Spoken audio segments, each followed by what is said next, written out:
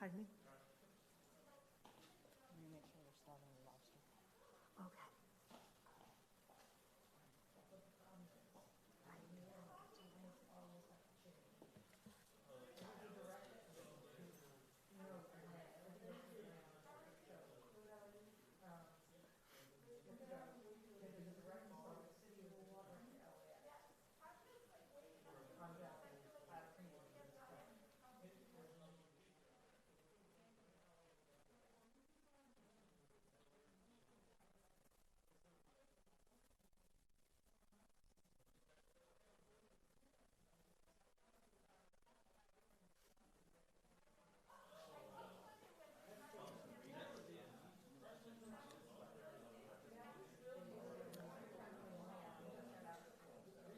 Good afternoon.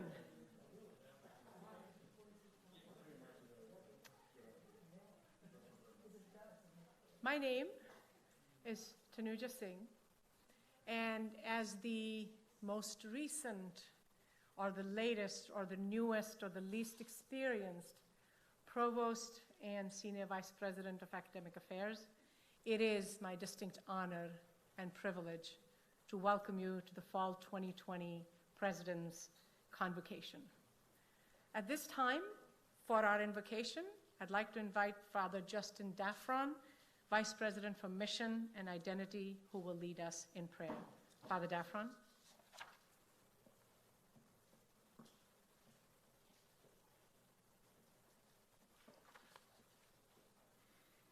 Good afternoon. Good afternoon. It's good to see you all. This prayer is going to take active participation from all of us that are gathered. And that's going to happen in two different ways. I'm going to invite us to a quiet minute before we start the prayer to call to mind those graces that we're grateful for over the course of the summer. So just a quiet minute to call to mind those things that we're grateful for. Additionally, in the prayer, there will be a response. So that's why I was getting you warmed up with the good afternoon. When I say, gracious God, I'll invite you to respond, we place our trust in you. So let's try that one time. Gracious God, we place our trust in you. Thank you. You're doing really well. So let's quiet ourselves and call to mind that it is our good God who has gathered us here and is present with us and will guide us in the coming year. And I invite you to call to mind something for which you are particularly grateful for at this time.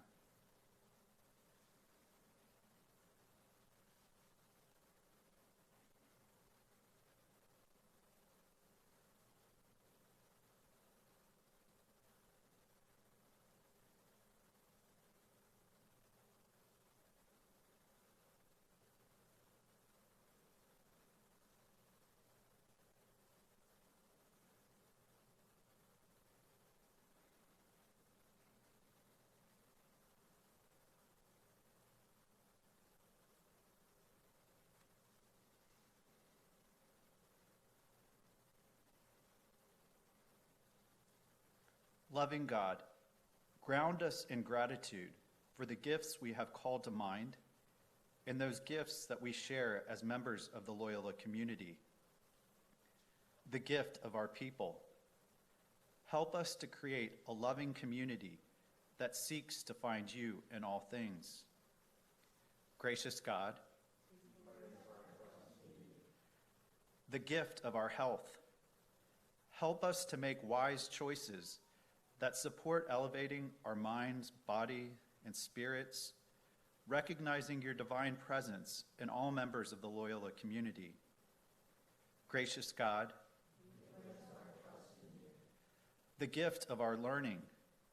Help us to witness through our research, teaching, and service, work that builds a more just and humane world. Gracious God, loving God, source of every good gift, graciously grant peace in the coming days, that by the help of your mercy, we may be safe from all distress, fully placing our trust in your loving care as we await the coming of many good gifts in our new academic year. We offer this prayer in your most holy name, our one true God, who lives both now and forever and ever. Amen.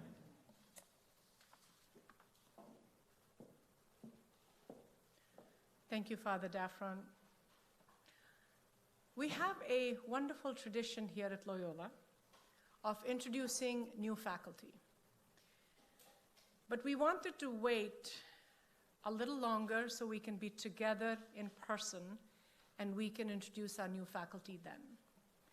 Personally, though, I have really enjoyed meeting you, and I can recognize, even with your masks on, those who have attended the Coffee with Tanuja on Wednesday afternoons. And I really look forward to getting to know you personally as we progress.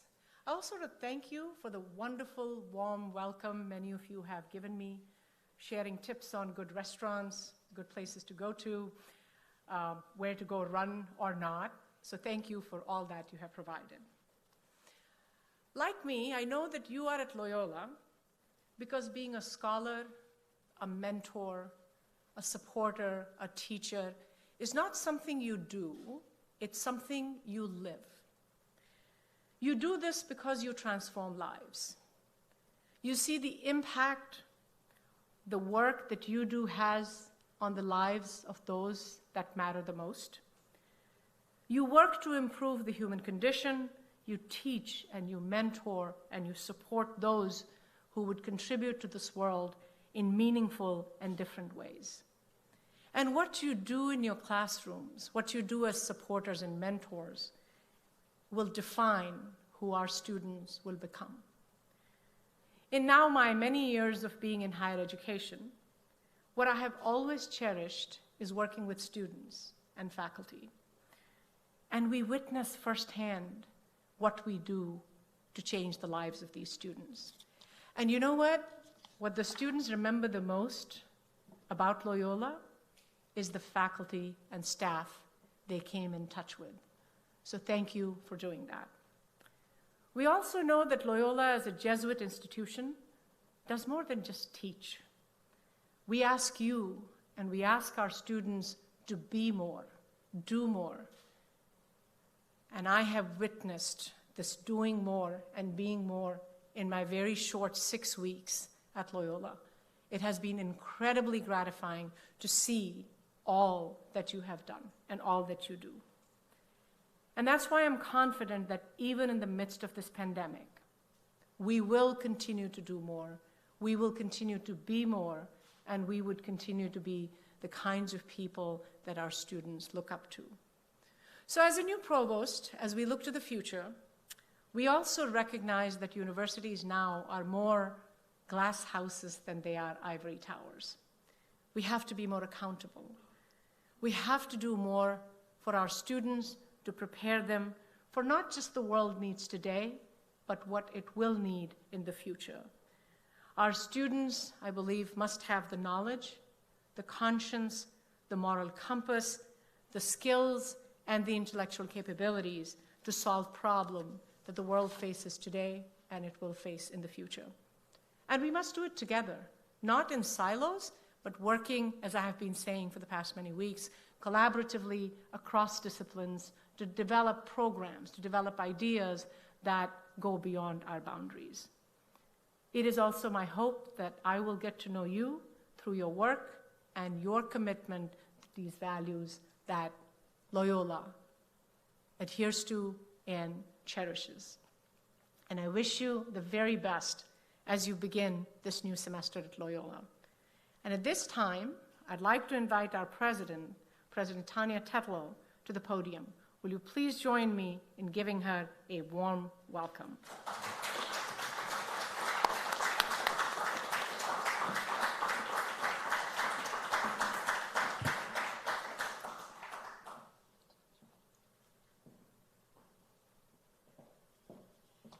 Welcome, everyone.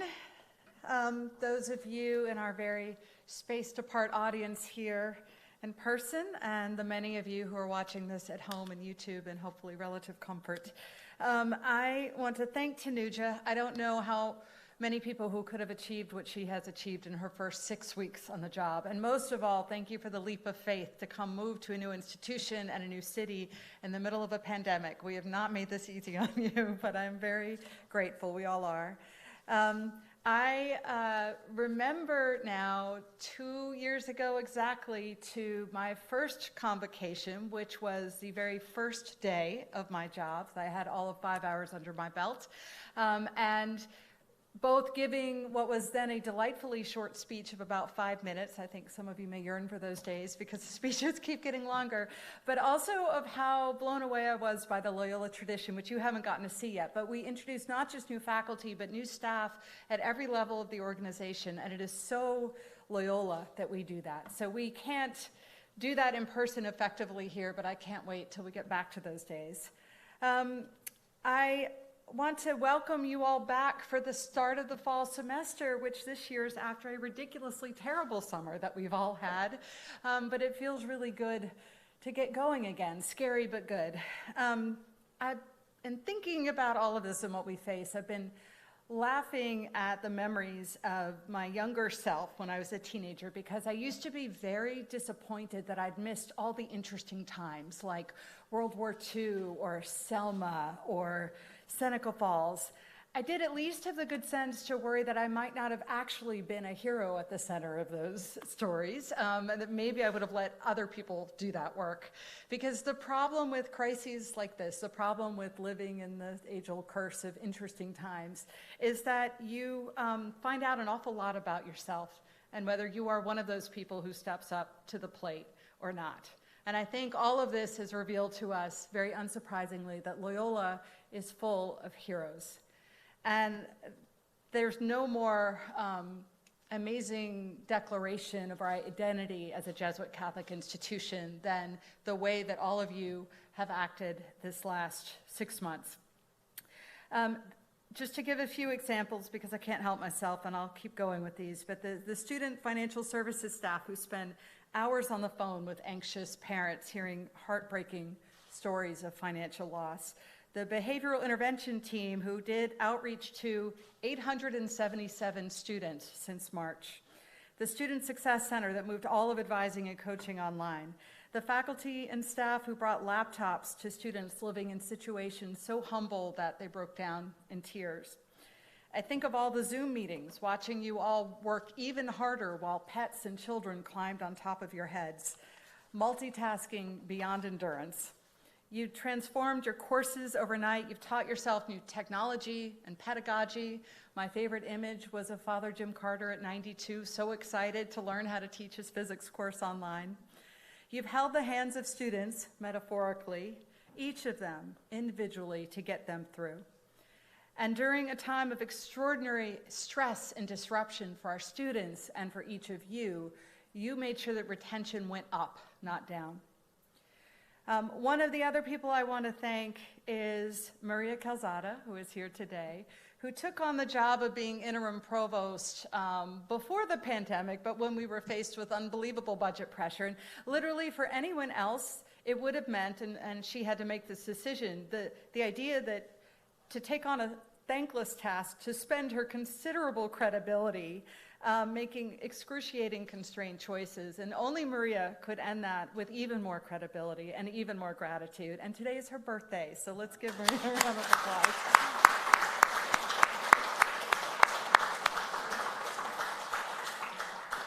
So, where are we now? So today began Move-In Day.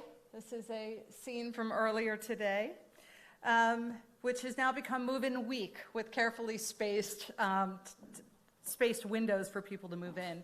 I walked around earlier today and heard from parents and students and wanted to pass on to you their incredible gratitude to you. This is unbelievably important to them to be here with us in person, and they want you to know that. We are pushing forward to be there for them, for our students, because so many of them are first generation, because there is a real risk that their opportunities in life could be permanently derailed by this pandemic. Now, some of you are asking if we are crazy to try this for them in person, and that is a very legitimate question. I want you to know that I spend lots of hours personally grilling the state health department, the city health director, our medical advisors across hospital systems, all of those people you see on the news scolding you to stay home every day. And if they told me that we needed to be virtual, we would be virtual. But they are telling me that we can do this. The risk of this disease to the age group most of our students are in is equivalent to the flu, which is to say not nothing, and who knew the flu was so dangerous as it is, but a different level of risk than what the rest of us face. So the question is not whether we can keep students in a bubble or control their actions off of campus, because we know better, but whether we can make conditions on this campus safe, whether we can keep the discipline and the distance necessary to not have contagion happen here. We start by making sure students with health vulnerabilities can participate remotely. We gave faculty the choice to teach online, and it was important to me that it be a choice, unlike some other institutions where you're seeing increasing levels of upset. Most of our staff can and will work from home. You'll see across campus constant reminders to be careful. As one of the medical experts I was grilling was telling me, he's not worried about contagion in a classroom that is spaced as distantly as all of you in the room are right now. He's said we need to worry about the lunchroom, of when we let our guard down and congregate informally. That's where we really need to be careful. We have to be disciplined, and we also have to remember that we're always modeling this for our students. At some point, some student will take a picture of me when I haven't put my mask on, and it will go all over social media. But know that that's true for each of us, that we really need to model that for them. Within a week, we will have access to rapid tests for students on our campus to rule out the virus in students with symptoms and for those exposed. Those can be processed in 15 minutes in the student health clinic, and they will go a long way to help us. We do not have access to the kind of baseline testing we would need to do every 3 days to give us that level of assurance, like the NFL or places like Colby University. Public health officials have told us very clearly that they need those testing resources elsewhere, that it would not be a moral choice for us to try to hoard those resources here. But I can report that the one initial baseline testing that our neighbors did next door for their own national student body resulted in a level of positive tests that was less than 0.5 percentage point. So I took much reassurance in that. I do not believe this will be a public health nightmare. I do believe it will sometimes be a logistical nightmare, that we have to be vigilant, particularly if things go well at the beginning and we start to let our guard down. That is the risk. We can do this. And there may be moments when we have to flip to virtual for a while and then come back, but we can do this. And I don't want us to cede the fight before it even starts. All of you have worked tirelessly to prepare this summer for campus operations and the possibility of virtual operations, for preparing your course for every possibility, planning on shifts for staff to come in. You have seen signs of the extraordinary organizational efforts across the administration, the staff, led by Leslie Harris, who has dubbed herself the COVID Queen, and her partner in planning, Todd Warren. I want to make sure you know about some less visible work. The facilities workers who have moved hundreds of chairs into storage to reduce density, countless other tasks. Erin Dupuy, Carol McGregor, and all the others involved in transitioning us to Canvas and helping us learn lots of new skills overnight. In a campus of good teachers, they are excellent teachers. Susan Brower and IT are working hard to transform our classrooms with technology. Procurement, who has done battle with supply chain delays. Marketing, which has done epic work holding us all together as a community. And most of all, the residence life staff, led by Amy Boyle, and the health clinic, led by Asia Wong. I really don't have words for what an amazing job they've done in planning for every possible scenario and how central their work is to our success going forward. So for all of them and to so many others I don't have time to name or we'd be here all night, let's give them a round of applause.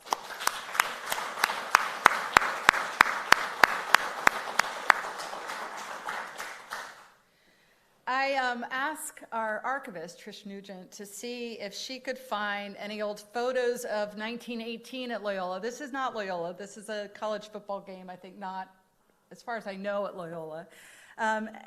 Because the Maroon didn't start until 1920, so sadly we don't have a lot of documentation of this. She did, however, find the rector's church book for Holy Name Church, and the rector wrote handwritten notes complaining that the city government had shut down Mass and that the Catholics were getting restive. So I love that. We have been through this before, and we will get through it again. So where does that leave us financially? Did I skip a slide?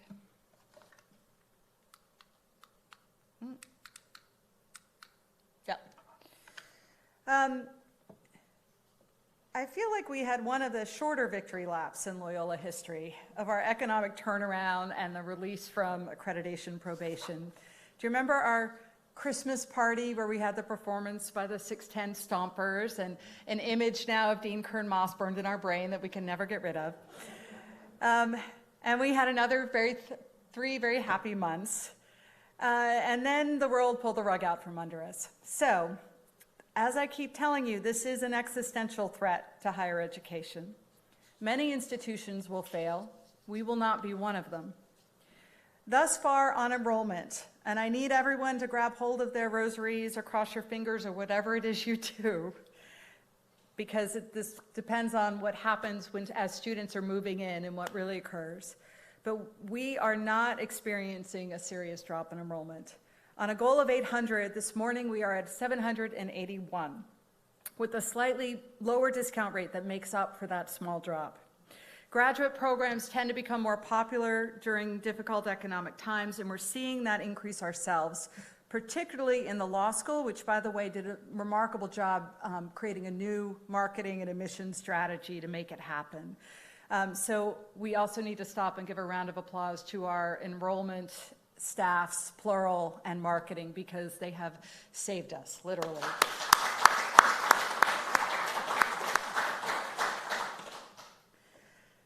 As many of you know who have lived through this before in the last decade, this matters enormously because one small class is an economic hit that we own for years and requires immediate downsizing. We do, however, face millions more in temporary cost and lost revenue. Conferences and facility rentals are canceled, fewer children to sustain the Wheel and Daycare Center, higher cleaning costs, and most of all, we're not in a position to have full occupancy of our residence halls and keep them safe. My hope, so at the moment, if we are able to sustain residence life at less density, but to sustain it, we're looking at about a 6% deficit. My hope is that Congress will come through with help, and even the more conservative versions of higher education assistance would go a long way to covering those emergency costs for us. In the meantime, we have tightened our belt in ways we have already announced. The good and the bad news is that Loyola has already made many of the painful choices other institutions are facing right now before to cut costs and gain efficiency. But that means we've already tightened our belt about as much as it can go. We're kind of running out of notches on tightening the belt. I don't have certainty to offer you about how this will play out. I am sure we will get through it, but I don't know how tough it will be. But I will keep communicating to you about that every time we get more information. So,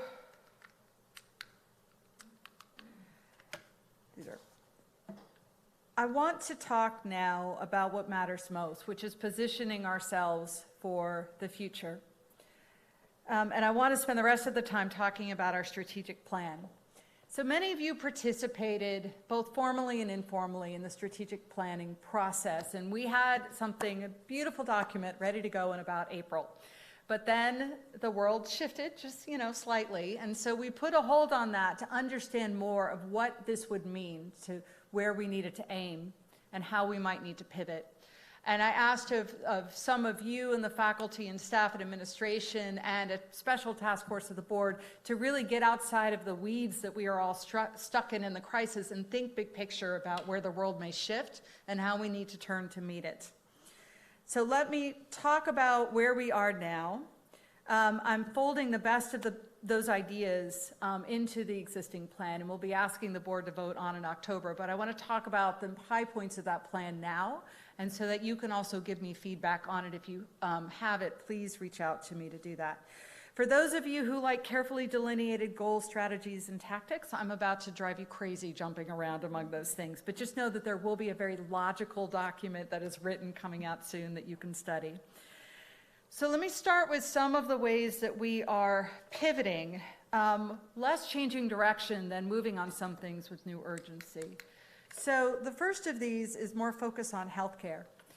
The most serious investment we have made at Loyola in the last decade has been on the Monroe Hall renovation, especially all of those beautiful instructional labs that we have.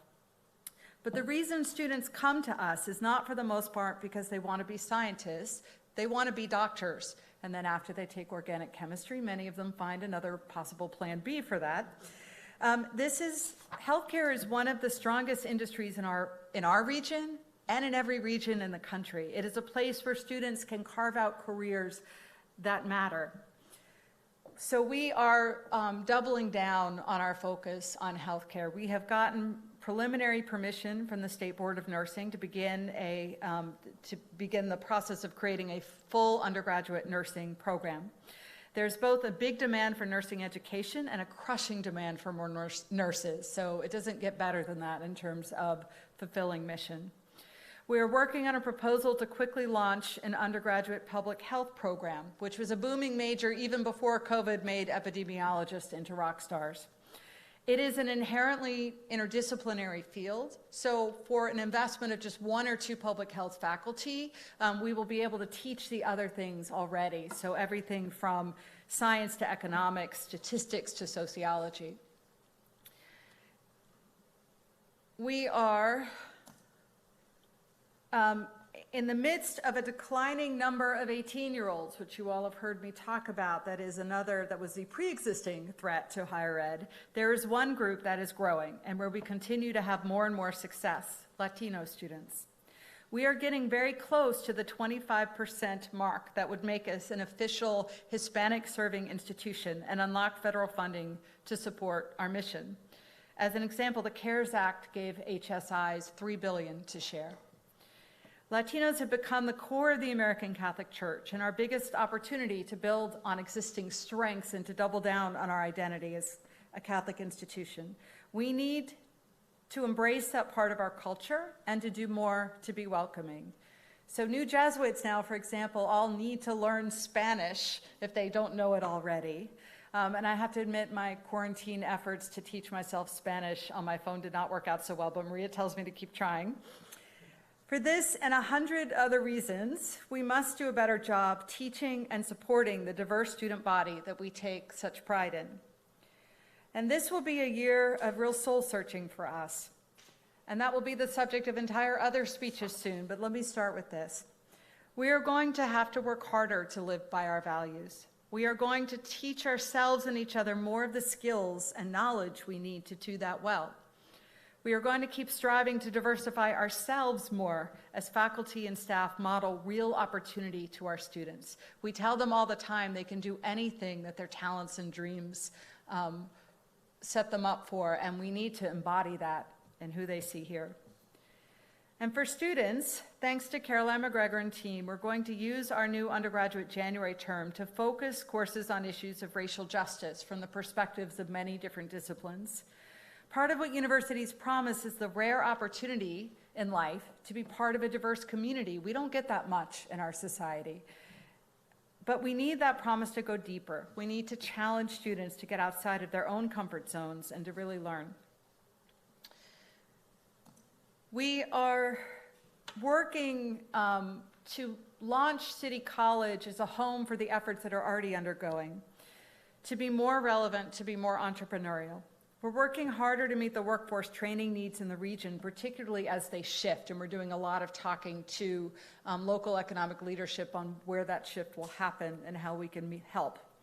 We're strategizing with companies like Ochsner Health Service, which is a giant in this region and eager to make us their primary university partner.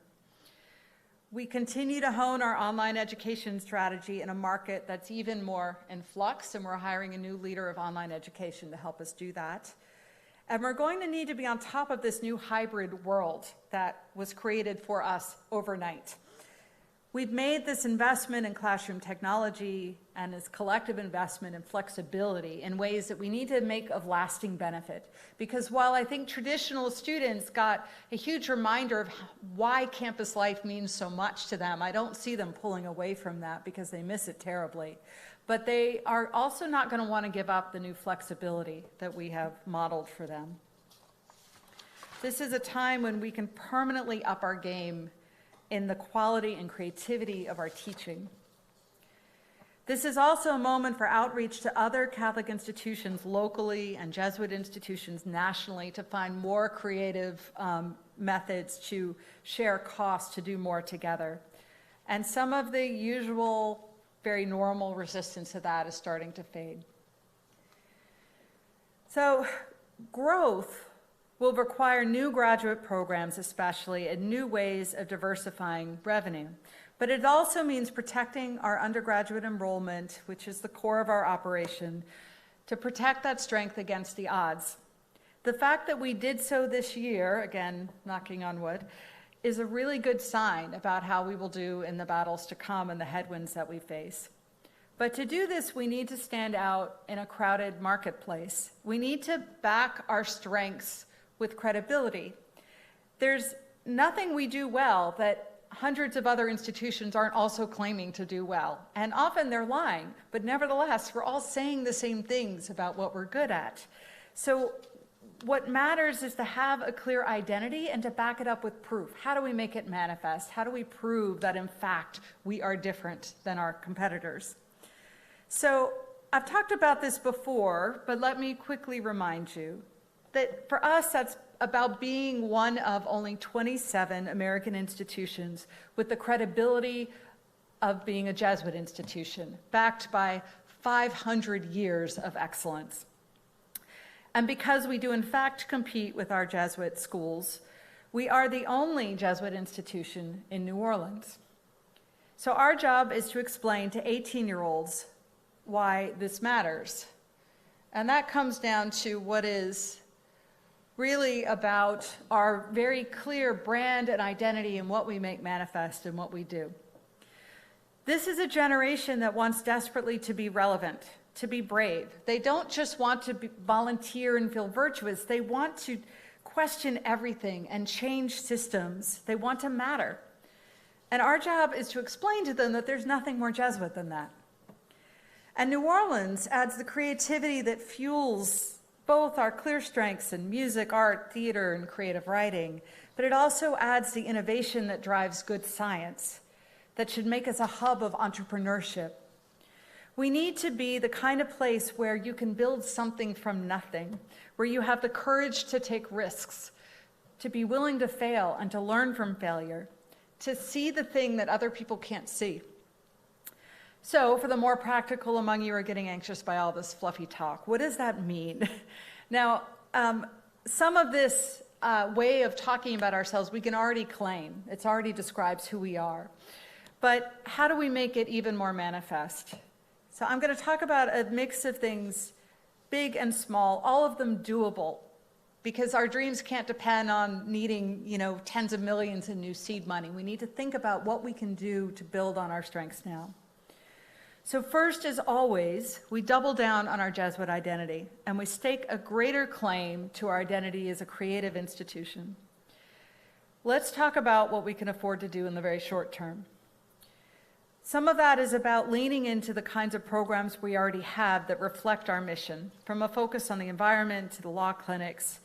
It means now leaning into a greater focus on the public humanities, on ethics and business, on places where we can demonstrate courage and model our own impact for students. And as we add exciting new programs, as we grow in that direction, we build on our strengths. We look to where innovation and impact both can matter most. So we do the process of looking at the data, figuring out where there's student demand, where there's market demand for jobs, and students will make good on their investment, all of that. But as we do that, we pick programs that really meet who we are. We will have a new physical manifestation of our unabashed rootedness in faith and our Catholic identity. So we're well in the architectural design phase of the Benson Jesuit Center, using the money that we had already raised. So we went from the sort of Taj Mahal designs to something more modest, but it really will be a spectacular sort of beacon of our identity in the center of campus. Most of all, it is about formation for all of us. We can't rely on the Jesuits themselves with their decades of intense training to provide this core identity for all of us. It will only be real and sustained if each of us owns it. And we are all teachers and learners, and we have to make it our own. And that takes work. I have no doubt that we reflect Jesuit values in what we do, but we need to do more to make sure that we speak in the language of Jesuit practices and principles. Because every student who graduates from here should be able to articulate very clearly what it meant to them to have a Jesuit education. And right now, I'm not sure that they all could. Our support and mentoring of students will be all the more powerful if we teach them in the language of discernment and about the practice of the examen. If we talk more about the care of the whole person. If we know that they can all articulate to themselves how this has transformed their lives. And if we lose that, we lose the core of who we are, and we also lose the claim of why we are special. So it's essential.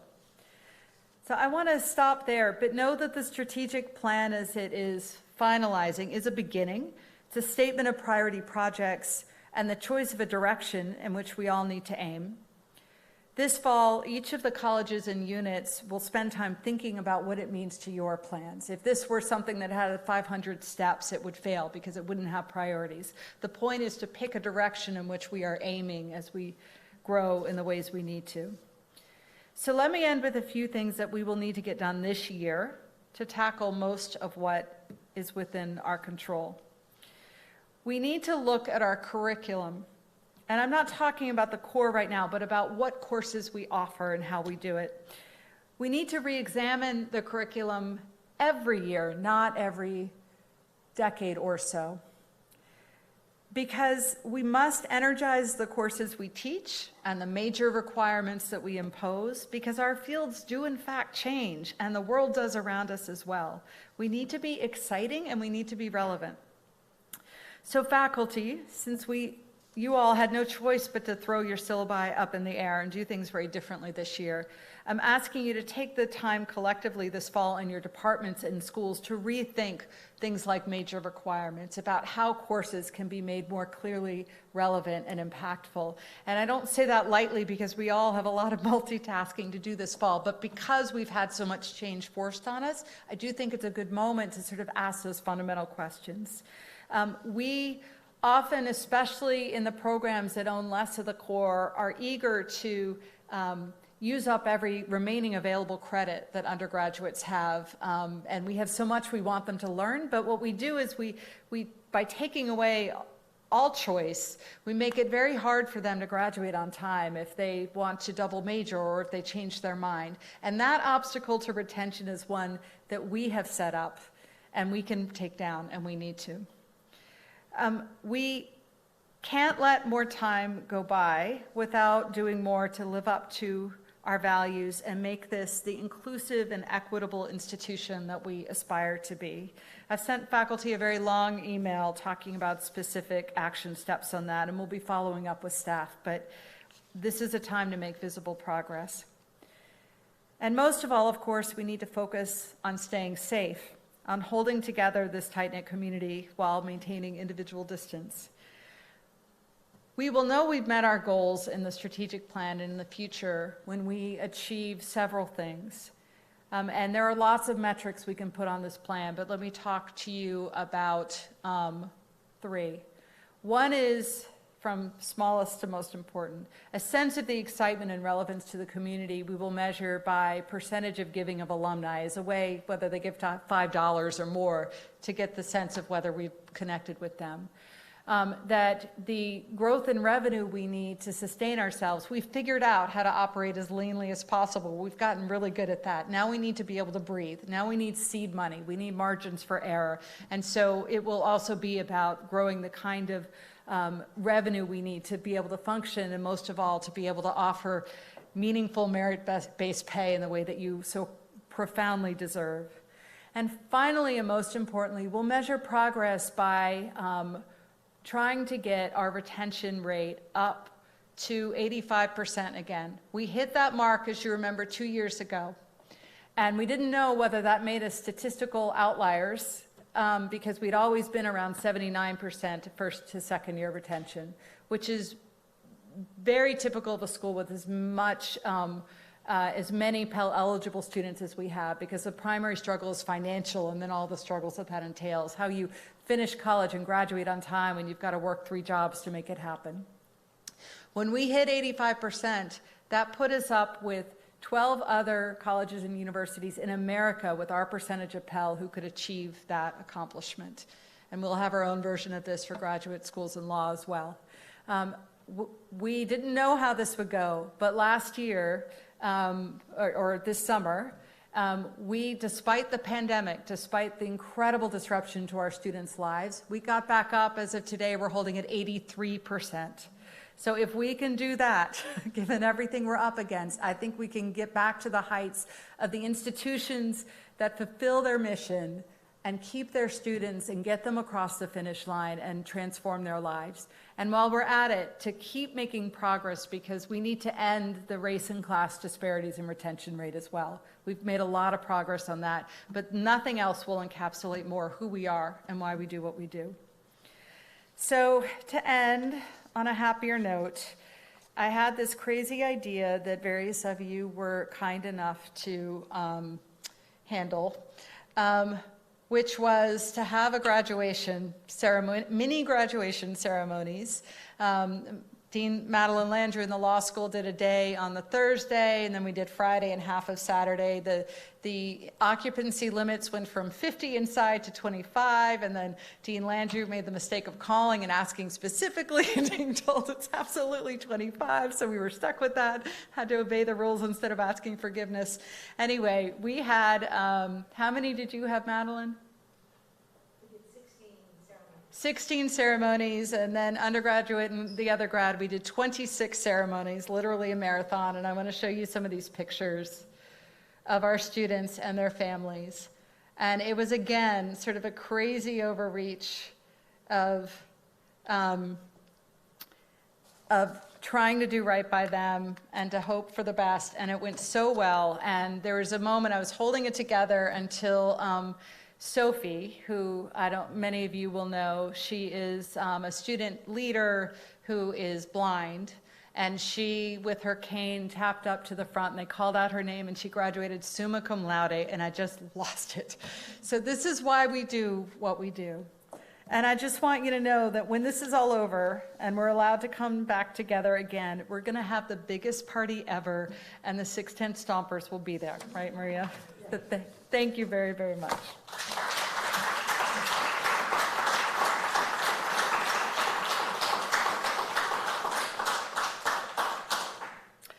And now I get to say the final prayer. Good and gracious God, grant us the serenity to accept the things we cannot change, because you've given us an awful lot of them just now, and we are feeling very powerless. Grant us the courage to change the things we can. And we'll start with ourselves, and we'll work to help others, and we'll find ways that we can make a difference. And Lord, grant us the wisdom to know the difference, that in these days of anxiety, help us to see the long game, help us to breathe, and to focus on your love and how you teach us to love others. We pray in your name, O Lord. Amen. All right, normally we would have a party. We can't do that, but a great big virtual hug to all of you. Thank you.